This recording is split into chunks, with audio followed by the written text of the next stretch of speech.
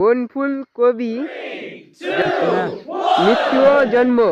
মৃত্যু ও জন্মসাল। হ্যাঁ মানে বলতে চাইছেন যে বনফুল কবি হ্যাঁ কোন সালে জন্মগ্রহণ ও মৃত্যুগ্রহণ করেন। হ্যাঁ, তো অপশন আছে না, মানে উত্তর শুধু বলতে হবে? শুধু উত্তর, অপশন নাই আর। বনফুল কবি, বনফুল বনের ফুল না বললে বইয়ের কবি? বইয়ের কবি। বইয়ের কবি। হ্যাঁ আগে বলবে তো, আমি বলবো। সরি, এটা বলতে ভুলে গেছি। তাহলে কি হবে উত্তরে, যা আপনি জানেন? আমি তো জানি, তাই তো প্রশ্নটা করেছি। 1999 সালে জন্মগ্রহণ, হ্যাঁ। মৃত্যু 2020। না না না 1811। না, 1811 সালে জন্ম, মৃত্যু 1921। ভেবে চিনতে বলেন।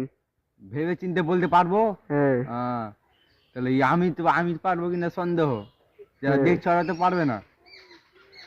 পারবে কি পারবে না সেটা দর্শক বলবে। তো দর্শক আমি বলছি আমার পক্ষ থেকে, তো আপনি উত্তরটা বলবো, তো আপনি ক টাকা দিবেন? আমি তো দেবো 500 টাকা। 500 টাকা? হ্যাঁ 500 টাকা কয়টা শূন্য হয় জানেন? হ্যাঁ, কয়টা শূন্য বলেন তো? দুটা। মাত্র দুটা? হ্যাঁ আমি ভুলে গেছিলাম কয়টা শূন্য ছিল।